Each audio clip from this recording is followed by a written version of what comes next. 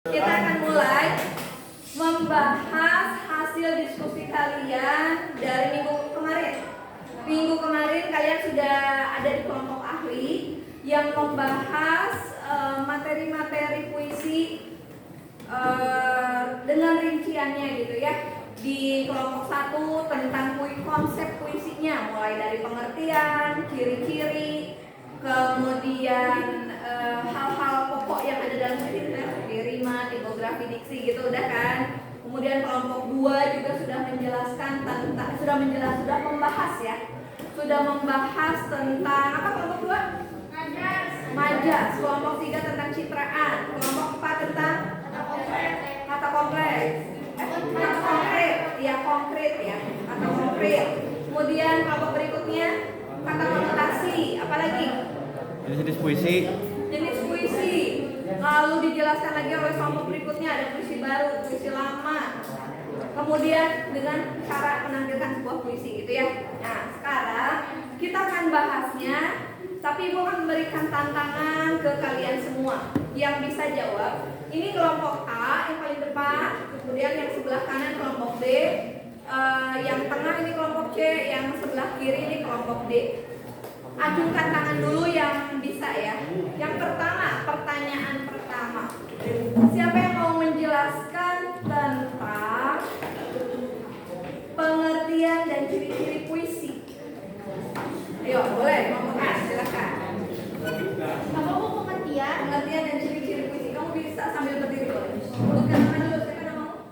Perkenalkan, nama saya Salma Hilmiana dari kelompok A. Oke.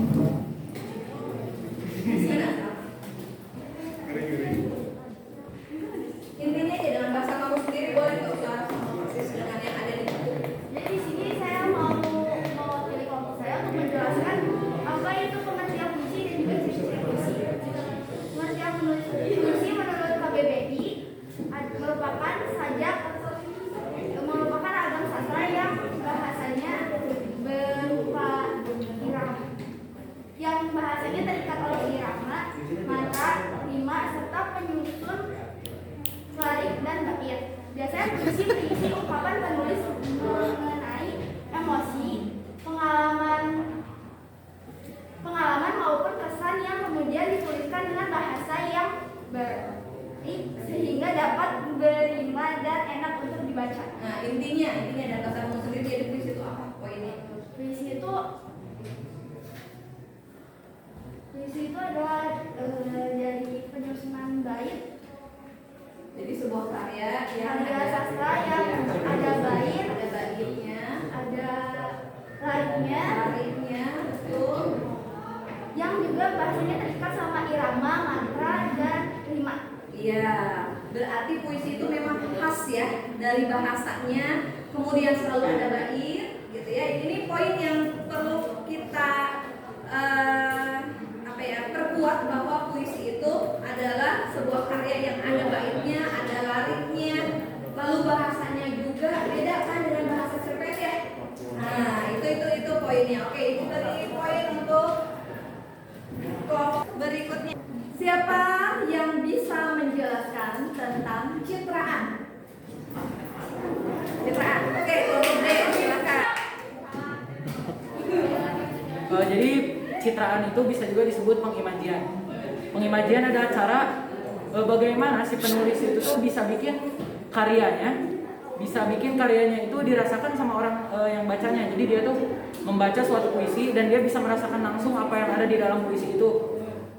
Dia itu meliputi bisa dari penglihatan atau visual, bisa juga dari audionya atau dari pendengarannya. Jadi dia tuh merasa benar-benar langsung berada di dalam apa yang terjadi di puisi itu. Bisa juga peraba, bisa pengecapan, juga ada yang melibatkan penciuman, ada gerak dan juga imaji perasaan. Jadi intinya itu imaji adalah bentuk ataupun cara penulis untuk pembaca puisinya itu, pembaca karyanya itu merasakan apa yang terjadi langsung di dalam puisinya itu. Bisa berikan contohnya? Contohnya misalkan Satu aja. Atau dengan kata lain lah, dengan bahasa mudahnya. contohnya menceburkan dirinya ke kolam basah kuyup, atau dengan kata-kata yang kita tuh bisa langsung terbayangkan bahwa hal itu memang terjadi gitu. Atau Iya. contohnya Misalnya gini, ibu beri contoh. Nyur melambai di tepi pantai, kira-kira itu imaji apa yang muncul? itu imaji, menurut saya imaji ini sih penglihatan dan perabaan. Penglihatan. Iya. Kenapa penglihatan? Karena kita bisa langsung tahu situasi di pantai itu gimana gitu. Iya, poinnya imaji itu tadi ya poinnya apa? Imaji itu Itu adalah adalah bentuk atau cara penulis agar pembaca puisi itu bisa merasakan langsung apa yang terjadi di dalamnya. iya. Jadi imaji atau citraan, ya bahasa lainnya ya, ada imaji, ada citraan. Imaji itu ketika dalam puisi, nah, misalnya tadi yang ibu contohkan ya, nyur melambai di tepi pantai. Si pembaca itu dari itu langsung apa yang terbayang? Yang terbayang seolah-olah melihat, merasakan, mendengar atau rabaan. Nyur melambai di tepi pantai, yang ada dalam benak kita tuh terbayang di pantai suasananya, atau teringat, atau seolah suara atau gimana? Penglihatan. Kenapa? Seolah-olah kita melihat, iya nggak? Begitu bukan? Nah, itu contoh imaji. Kalau gini, derap langkah kuda memburu Domba. apa gitu ya, misalnya gitu. Nah, itu citraan apa? Citraan apa? Pendengaran. Bisa nggak nih memahami kalian? Contoh citraan atau imaji? Tadi Sabil ya. Nah, tadi Sabil sudah menjelaskan bahwa citraan itu cara penyair untuk mengajak pembaca merasakan langsung. Contohnya tadi misalnya derap langkah kuda gitu. Nah, dengan derap langkah kuda itu apa sih yang terbayang oleh kalian? Seolah-olah mendengarkan derap langkahnya ya, padahal cuma lewat tulisan gitu. Nah, itulah imaji. Jadi kata-kata yang menggugah ingatan kita atau visualnya itu imaji penglihatan. Yang seolah-olah mendengar itu imaji pendengaran atau audio ya. Lalu seolah-olah kita misalnya gini, suaranya menyayat hati, atau lagunya menyayat hati, itu imaji apa? Perasaan, gitu. Bisa dipahami? Ya. Untuk imaji, ya. Oke, berarti untuk Sabil itu kelompok D ya. Kelompok D nilainya. Tadi kelompok D Musik atuh. udah punya modal kalau menambahkan bisa. Tadi baru saya. Tadi namamu siapa? Marwah. Oke. Sama Sabil Marwah. Pertanyaan ketiga. Adakah di antara kalian yang bisa menjelaskan tentang gaya bahasa atau majas?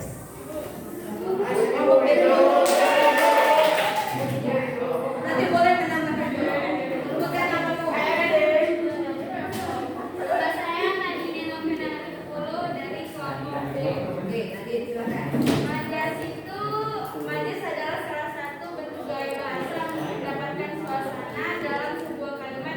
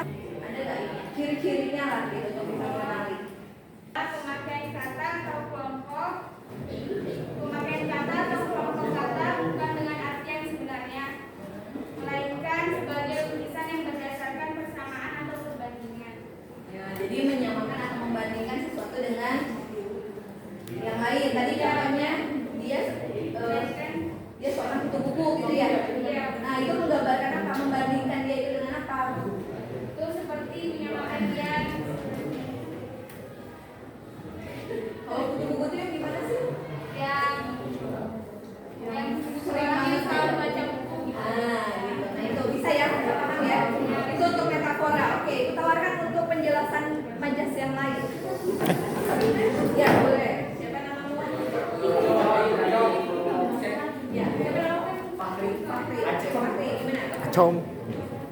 Majas pars pro toto adalah bahasa kiasan yang menggunakan sebagian dari suatu hal untuk menyatakan keseluruhan. Jadi contohnya kan dia akan menampakkan batang hidungnya. Jadi batang hidung itu sebagian dari keseluruhan badan. Jadi dia tidak. Oke, sip. Itu part. Tadi bagian kalau di bahasa Inggris itu part ya. Nah, itu. Jadi sebagian untuk seluruh. Oke. Tadi Fahri. Ntar dulu, tambahan. Ada majas lain lagi? Iya, ada apa lagi? Saya dari kelompok D juga mau menjelaskan tentang majas hiperbola. Jadi majas hiperbola itu majas yang itu melebih-lebihkan suatu hal atau membuat suatu hal itu dengan jadi lebay gitu. Contohnya misalkan suara dia sangat keras sekali sampai gendang telingaku pecah. Oke. Nah, oke. Tadi temennya masih ada yang mau menambahkan? Ya, Majas ironi. Ironi, gimana ironi? Kan lo namamu siapa? Nadia. Nadia. Oke. Ibu kelompok Boleh nanti sebentar. majas ironi adalah majas yang digunakan untuk menyindir dengan mengatakan hal sebaliknya, misalkan bagus sekali tulisanmu sampai aku tidak bisa membacanya. Wis. Jadi nyindir ya. Dapat diartikan bahwa tulisan tidak bagus sampai tidak bisa dibaca. Boleh. Tadi kamu coba. Maharani.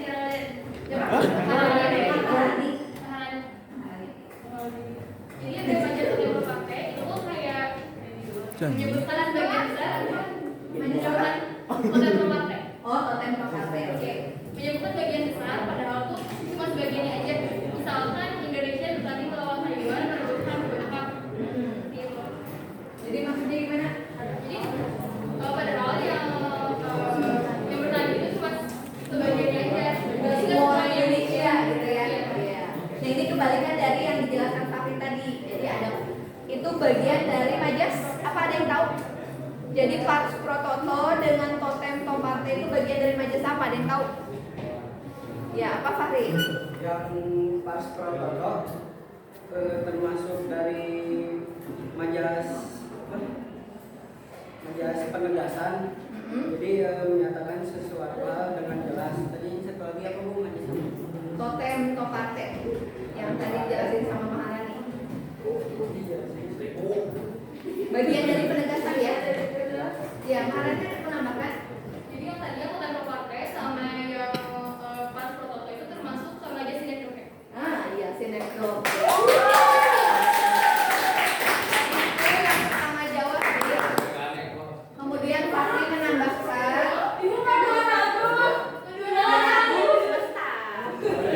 Ini Nadine, terus tadi ini Sabil ya. Dia sorry. Ini Fahri ya, Fahri. Ini Sabil. Terus tadi Nadia. Terus iya, Maharani 2 kali ya. Pakai 2 kali juga. Betul ya?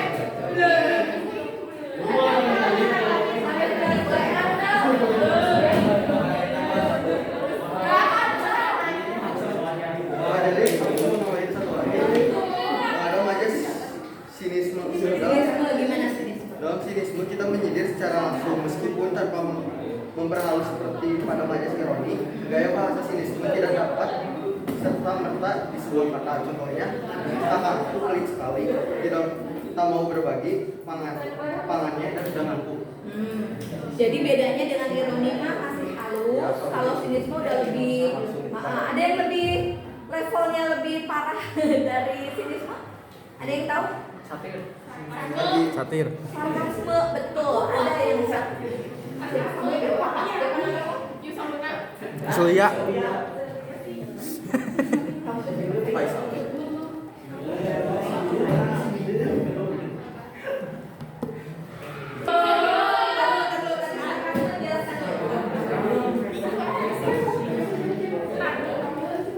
Sarkasme adalah sindiran yang disampaikan secara langsung dan cenderung kasar.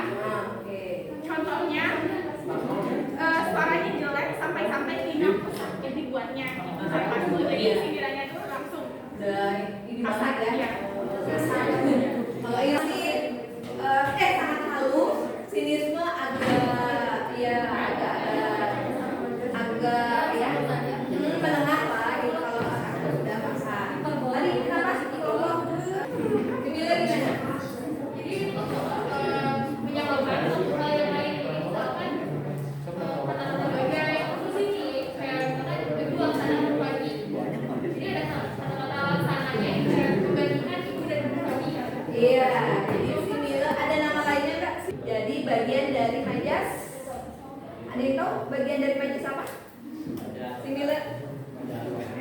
perumpamaan karena ada menggunakan kata seperti bagaikan, bab, lagi ibarat, laksana. Nah, ini adalah kebalikan dari metafora. Kalau tadi metafora membandingkannya itu tidak pakai kata seperti itu. Dia sangat suka membaca seperti buku-buku, nggak gitu.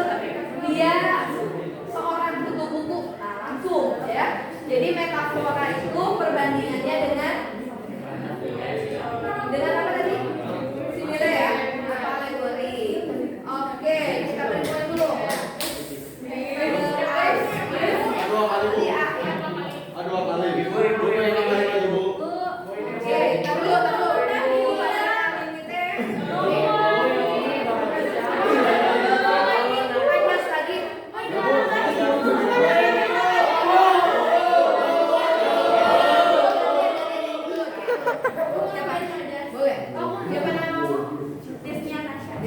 Majas gitu.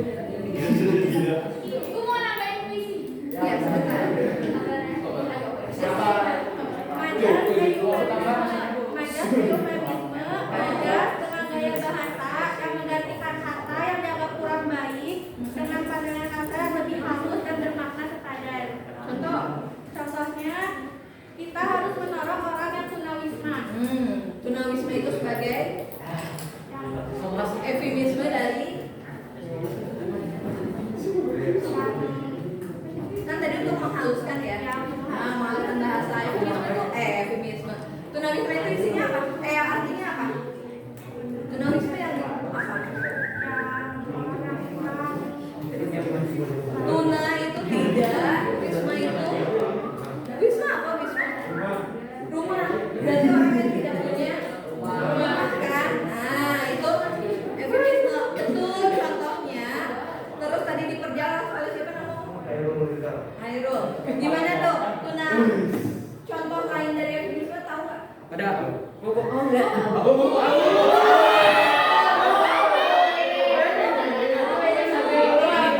Majas yang tadi, majas yang. Eufemisme. Ya. Oke. Ada tuh manebra. Contohnya yang pertama ada nenek berjuang rahmat Tuhan. Oh iya. Mulai hari ini Bumin menjadi asisten rumah tangga di rumah kami. Asisten rumah tangga. Oke. Mulai lagi Bu. Udah habis.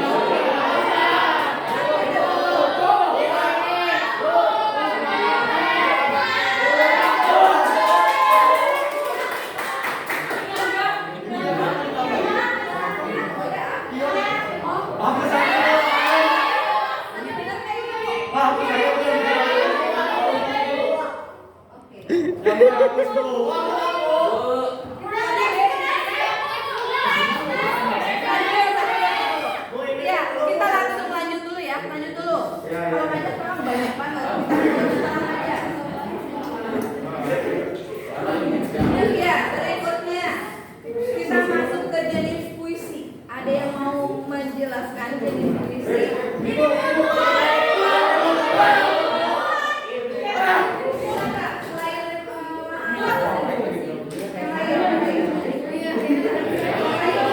Aksa.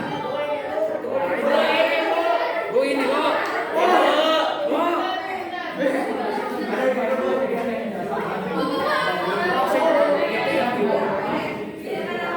Ini Bu.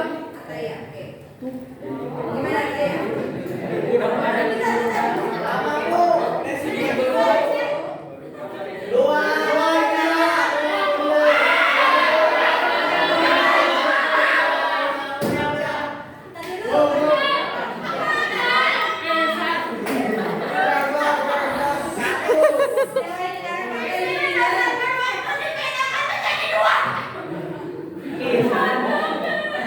Ada puisi lama sama puisi baru.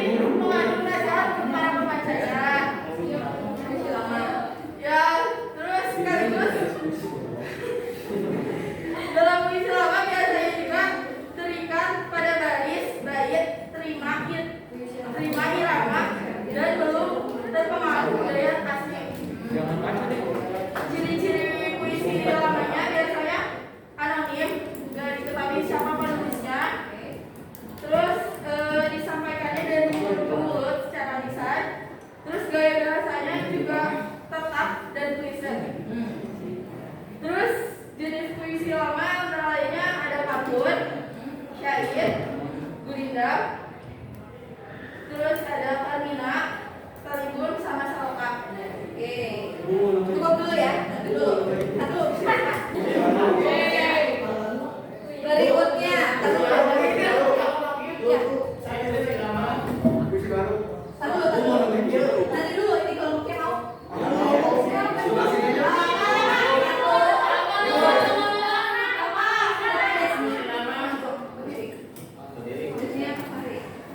Puisi, mau menambahkan puisi lama. Puisi lama itu ada puisi rakyat.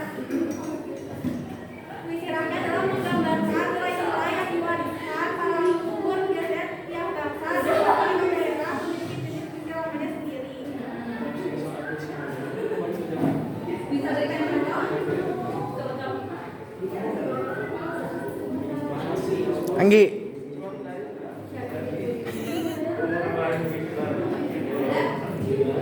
Tadi udah?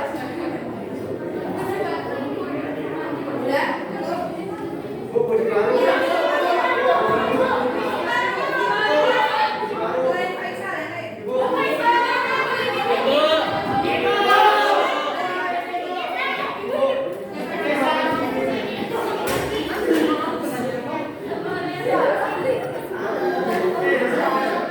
Dengarkan dulu, yang lain dengarkan.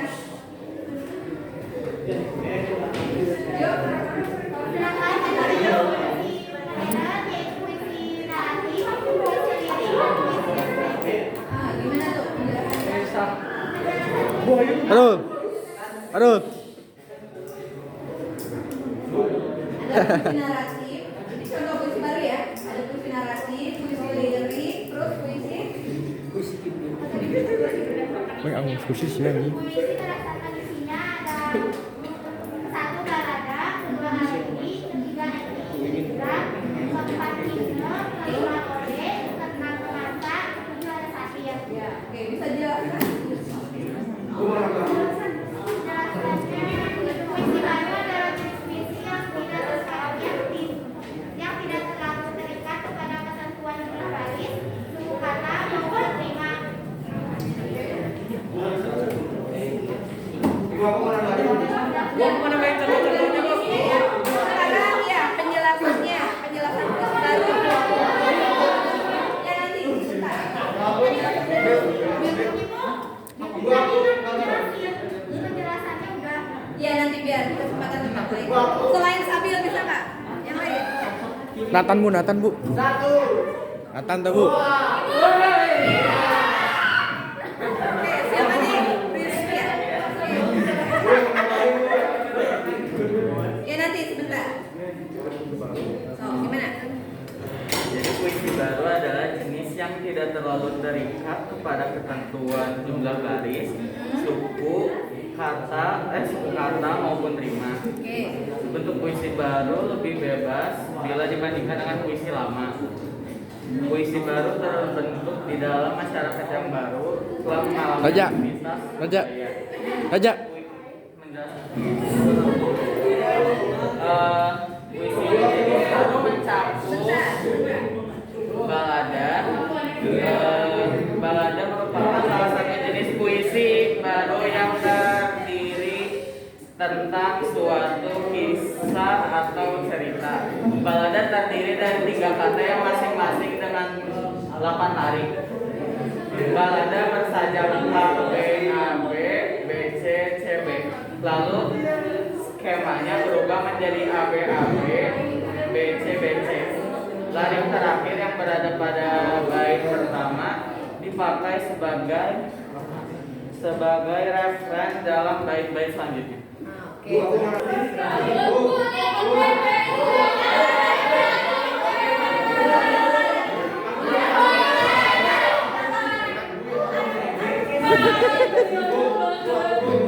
Ya gitu.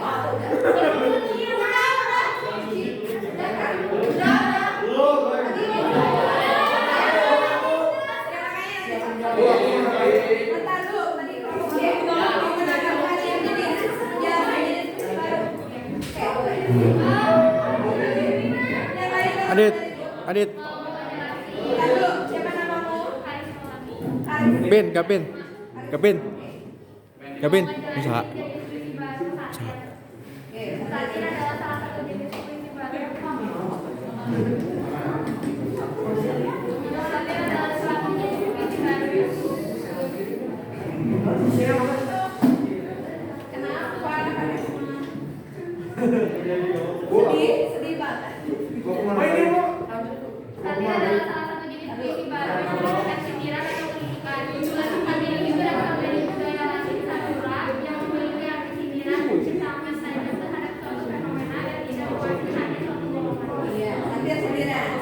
Ada lagi?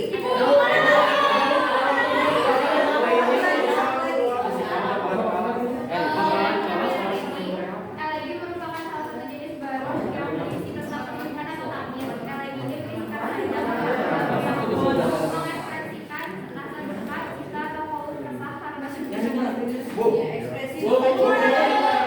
Oke, boleh. Setelah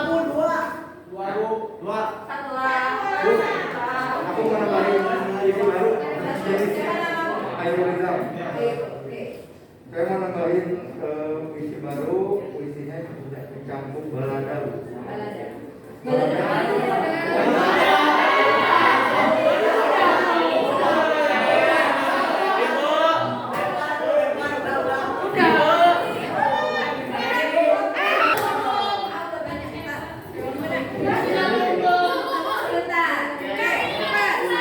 jenis puisi baru yang epigram. Epigram merupakan salah satu jenis puisi baru yang berisi tentang ajaran atau pesan mengenai kehidupan.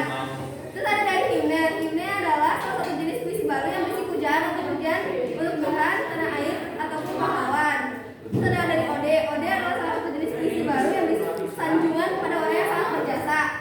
Terus ada jenis yang romansa, merupakan salah satu jenis puisi baru yang berisikan luapan pesan cinta dan kasih sayang. Terus yang ketiga ada satir. Satir adalah salah satu Satu dari udah kan?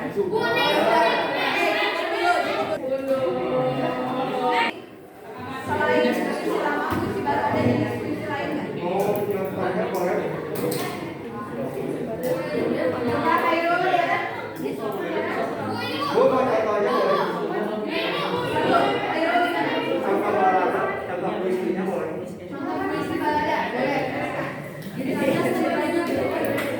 Aku juga biasa Arab Sempurna Bismillah Konyol Ratna Mata Tempe Pembungkus yang berjasa Bisa bertulis kepala tanpa dibaca Pembungkus yang berarti tapi ketakutan dan memakai Masihkah ada yang memulai sebelum dibuangnya Iya, intinya balada kan isinya tentang tentang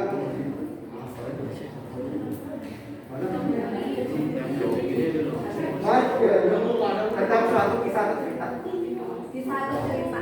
Cerita yang bagaimana? ceritanya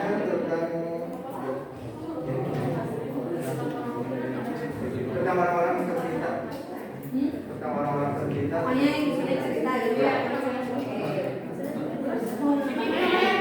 waktu lagi jenis puisi lama itu juga mantra pada umumnya karya sastra ini punya unsur mistis atau doa. Pada zaman dulu ada beberapa kepercayaan untuk menggunakan mantra sebagai doa.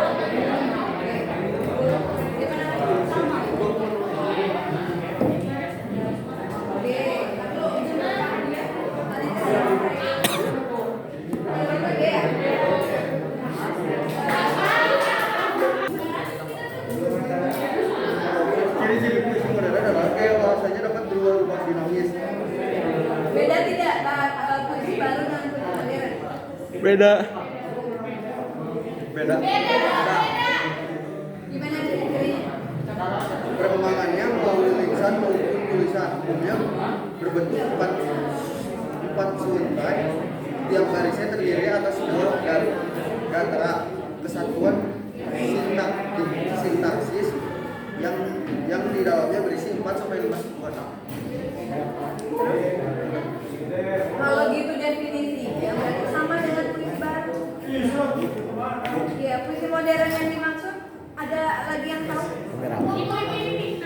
Boleh gimana? Mana bubur betul? Itu yang sudah terlalu terikat pada peraturan usaha. Baiknya setara sama Ya. Modern tadi yang dimaksud? kalau modern itu yang sesuai kebutuhan. Nah, ini ada kasus nih, ada kasus. Dari penyenisan puisi kemarin itu kan cuma puisi lama dengan puisi baru ya. Tadi ada keluar informasi bahwa ada puisi modern. Sama nggak nih puisi baru dengan puisi modern? Atau ada bahasa lain mungkin pernah tahu puisi kontemporer? puisi cyberpunk. Ada yang tahu? Kalau tadi definisi yang Faisal sampaikan itu masih puisi baru. Nanti ini lagi mau ngebahas puisi kontemporer atau modern. Coba sama, boleh. Jadi puisi kontemporer itu adalah puisi yang dibuat berdasarkan masa kini atau mengikuti arus perkembangan zaman. Oleh karena itu, puisi kontemporer dianggap sebagai salah satu puisi modern dan bisa diterima kalangan masyarakat pada zaman sekarang. Nah, itu yang dimaksud kontemporer. Contohnya ada nggak? Contohnya. Puisi mantra. Puisi? Mantra. Gimana? Gimana? Karya siapa contohnya?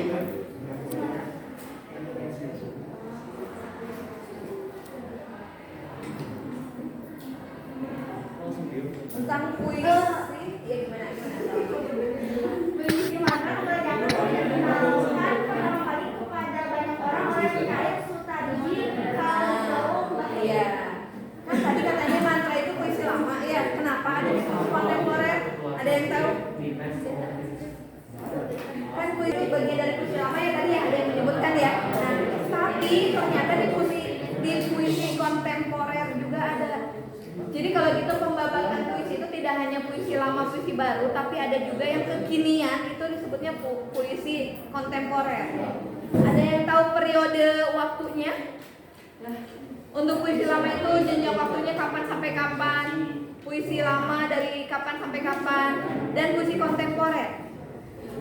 Silakan, ada yang mau menjelaskan?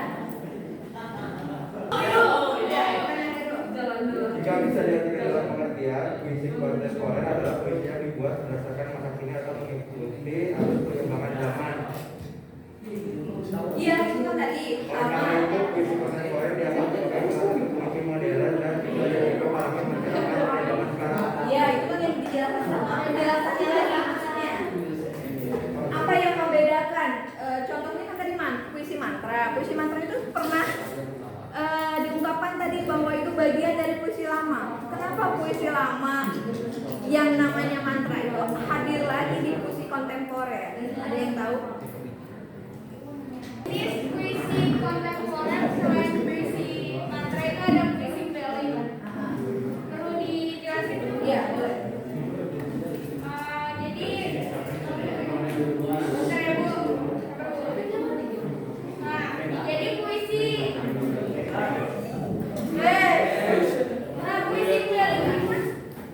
puisi beli ini jenis puisi kontemporer yang kedua adalah puisi beli. Kata beli sendiri berasal dari bahasa Jawa yang memiliki arti nakal atau sulit diatur. Yang ketiga ada puisi tipografi. Jenis puisi tipografi merupakan salah satu puisi yang mempunyai pandangan bahwa puisi dapat membuat ekspresi dari suatu puisi sendiri. Yang keempat ada puisi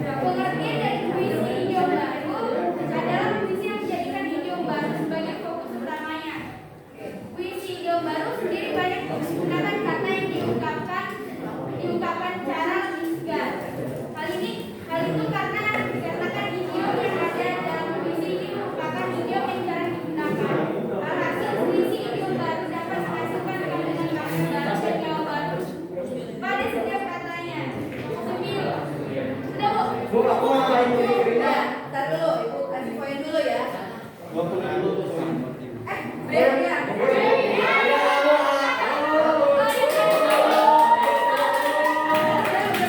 Udah dikasih poin.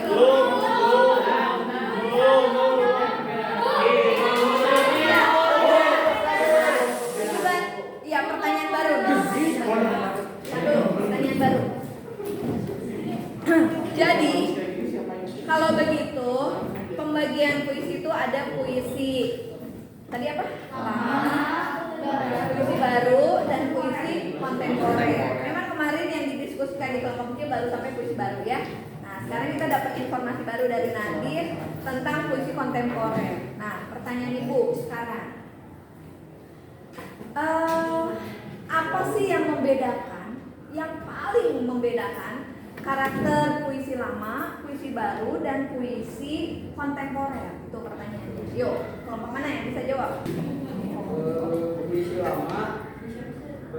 Puisi lama adalah puisi yang terikat oleh aturan-aturan, antara lain jumlah kata dalam satu barisan, Oke, jumlah katanya. persyaratan. Kalau puisi kontemporer secara umum bermakna masa kini sesuai dengan perkembangan zaman atau selalu menyesuaikan dengan perkembangan keadaan zaman. Kalau puisi baru bentuknya lebih bebas daripada puisi lama, lebih baik dalam jumlah baris, kata maupun rima. Oke. Ya. Sekarang tantangan untuk setiap kelompok, Ibu beri waktu masing-masing kelompok untuk membuat kesimpulan dari apa yang kita pelajari dari hari kemarin sampai hari ini. Waktunya 1 menit untuk setiap kelompok. Berbicaranya selama 1 menit. Ya, masing-masing Ibu beri waktu 1 menit untuk menyampaikan. Kalian boleh menyiapkan dulu lah. Ibu beri waktu 2 menit untuk menyiapkan.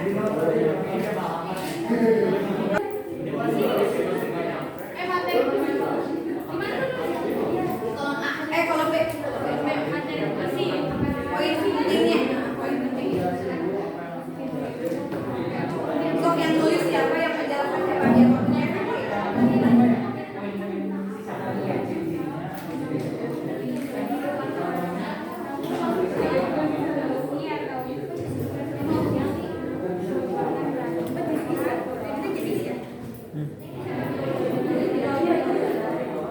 Yang bahasanya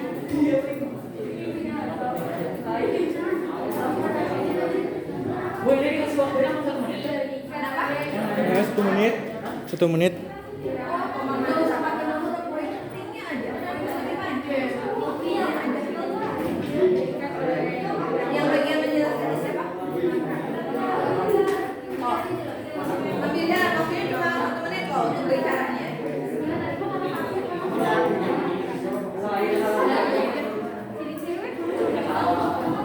Yuk, langsung dijelaskan aja. Waktunya nggak cukup nih, baru habis. Habis ini jadi pengertian. Ya, 1, 2, 3, mulai. Jadi pengertian puisi kesimpulannya adalah puisi yang tahu saja merupakan ragam sastra yang bahasanya terikat oleh irama, mantra, rima serta penyusun larik dan bait.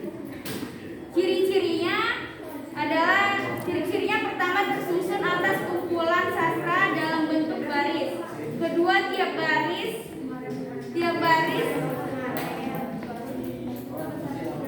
baris terkumpul menjadi beberapa bagian. Yang ketiga, pada tiap baris terakhir berbunyi kata vokal, namun terkadang berupa huruf konsonan. Terus puisi dibagi jadi 2, ada puisi lama sama puisi baru. Satu. Kalau puisi lama itu dibuat sama siapa ya buat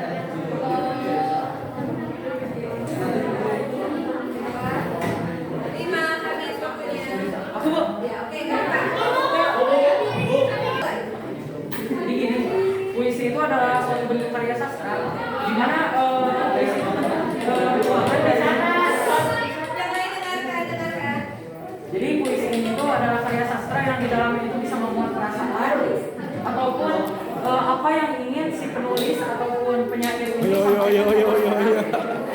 Dengan hal ini sebenarnya puisi itu sangat luas. Jadi puisi itu dibagi menjadi dua umumnya, yaitu puisi lama dan puisi baru. Untuk orang yang suka untuk membuat puisi lama ini tuh dari kerajaan Sriwijaya dari abad ke-7. Jadi dia itu lebih terikat aturan dan juga dia itu ada sajak atau ABAB seperti itu. Tapi ada juga puisi baru yang dimana puisi baru ini tuh nggak gitu terikat aturan, jadi si penulis itu bisa lebih bebas dan fleksibel untuk menyampaikan apa yang ingin dia sampaikan di puisi itu. Terus ada juga puisi kontemporer di mana puisi itu tuh selalu berkembang sesuai zaman kita. Jadi meskipun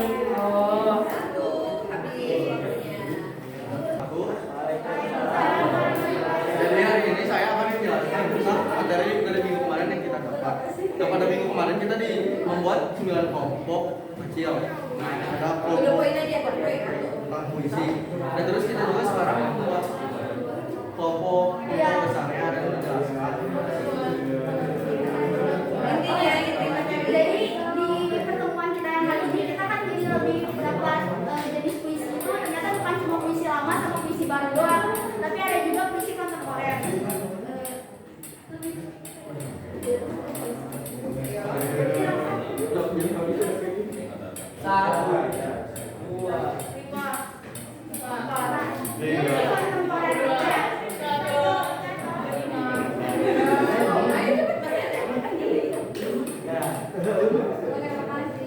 yang belum dijelaskan sama kelompok lain itu tentang unsur intrinsiknya tadi apa aja, ada rima, ada apa lagi, kata konkret, konotasi, ya itu yang disimpulkan.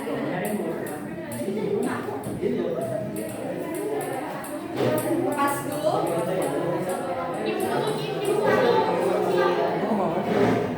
Dua.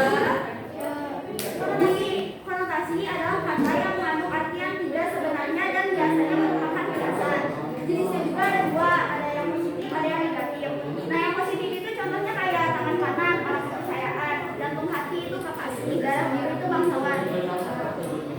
Nah, yang konotasi negatif itu misalnya kepala besar, sombong, tikus kantor, koruptor, yang keladi, pembuat orang. Itu kata konotasi ya. Terus Sekarang pengertian puisi menurut kamu 45. Rimu puisi adalah satu. Ya, so terakhir. dulu puisi adalah pengulangan bunyi dalam puisi yang membentuk musik jelas atau orkestra rima di awal kalimat disebut rima awal, sedangkan rima akhir kalimat yang disebut rima akhir. Rima dapat berupa pengulangan bunyi sajak dua saja a atau ab Oke, atau bunyi terima kasih kelompok A. Waktunya sudah habis. Menurut Kamus Besar Bahasa Indonesia, puisi merupakan ragam sastra yang bahasanya terikat oleh irama, matra, rima, syair, lirik, dan bait. Puisi juga diartikan sebagai buahan dalam bahasa yang berbentuk ditulis dan ditata secara cermat. Para ahli menjelaskan puisi dalam definisi yang bervariasi. Ada dua unsur puisi yang perlu dimengerti, yakni unsur lingvistik yang terdiri dari musik dan bait serta unsur ekstrinsik. Unsur puisi dimaksud adalah unsur puisi yang membangun puisi dari dalam, sedangkan unsur puisi adalah unsur yang membangun puisi dari luar. Puisi dibagi dari tiga materi, yaitu puisi lama terikat oleh aturan negara yang ada di Nusantara, puisi modern, puisi kontemporer adalah puisi yang mengikuti zaman dan gaya bahasanya sesuai zaman. Sama puisi baru lebih bebas gaya bahasanya dan sajak-sajaknya lebih banyak. Iya, oke, terima kasih. Kalau refleksi itu adalah apa ya? Kalau refleksi itu menyampaikan ketika belajar puisi mulai dari minggu kemarin sampai sekarang, kalian bisa memahami materinya dengan tadi dibuat cerdas cermat. Apakah kalian lebih paham materinya atau tidak, atau ada kesulitan untuk memahami ini? Boleh, Sabir. Oke, silakan. Gimana Sabir? Jadi untuk metode yang dari kemarin itu kita kan dibagi dari kelompok-kelompok kecil. Terus kita bergabung di kelompok besar. Menurut saya itu tuh udah efektif banget. Jadi kita mulai dari yang kecil dulu, kita mulai dari hal-hal kecil, terus kita bergabung di kelompok besar. Jadinya ada poin-poin lain yang bisa kita kumpulin di waktu yang sama. Di waktu yang sama, jadi kita tuh hemat waktu gitu. Terus ternyata hemat waktu ini tuh nggak cuma ngepangkas-pangkas waktu doang. Ternyata kita juga bisa menambah ilmu justru lebih efektif dengan cara ini. Tapi untuk cerdas cermat tadi menurut saya agak-agak kurang kondusif menurut saya. Mungkin kedepannya kalau misalkan kita ada cerdas cermat lebih kondusif lagi gitu aja sih supaya lebih efektif. Kondusif karena ribut atau materinya sulit atau gimana? Menurut saya kalau dari segi materi itu udah nggak cuma karena ribut ini, jadi mereka fokus sama jawaban mereka sendiri. Sedangkan cerdas cermat ini tuh fungsinya kita melihat pendapat orang-orang lain Ya, untuk memahami. sedangkan di cerdas cermat kali ini kita fokusnya sama jawaban kita sendiri karena kita ingin bersaing di situ. Ya, oke. Terima kasih tadi. Ada lagi? Jadi dari pembelajaran ini kamu dapat apa aja? Apakah dengan pembelajaran ini memudahkan kamu memahami puisi atau pusing gitu atau malah kesulitan? Dari sistem pembelajaran kayak gini nih yang buat fokus kayak gini ya seperti ya memudahkan saya untuk memahami pelajaran kan beragam-ragam nih temanya, jadi memudahkan saya memahami pelajaran lebih efektif untuk saya daripada yang belajar sendiri-sendiri karena sendiri-sendiri kurang fokus. Jadi buat kelompok kayak gini ya bintang 5. Minusnya apa yang perlu diperbaiki? Tadi kan kalau dari Sabil dengan cerdas cermat itu tadi kalian jadi fokus masing-masing. Padahal memang betul tujuan ibu itu untuk lebih mengasah lagi pemahaman kalian. Tapi nggak apa-apa ya, itu metode dan ini jadi masukan buat ibu. Kira-kira yang kurang-kurangnya, masihkah ada yang belum kalian pahami materinya? Pahami? Kalian bisa paham dari informasi yang disampaikan oleh teman? Atau plus-plusnya kalian dapat apa aja nih dari teman-teman? Dari pembelajaran kita dapat apa aja nih? Apakah masih pusing dengan materi puisi atau sudah lebih paham? Sudah lebih paham. Oke, ya. Ya untuk konsep materi. Ya. Memang minggu kemarin dan minggu ini ibu tujuannya kalian memahami konsep materi puisi. Minggu depan kita akan masuk ke analisis puisinya. Tapi sebelumnya nih untuk minggu depan kalian boleh menyiapkan. Untuk minggu depan kita akan formatif dulu ya, formatif tentang teori puisinya. Nanti setelah formatif kita akan menganalisis contoh-contoh puisinya. Kalau tadi kan kalian baru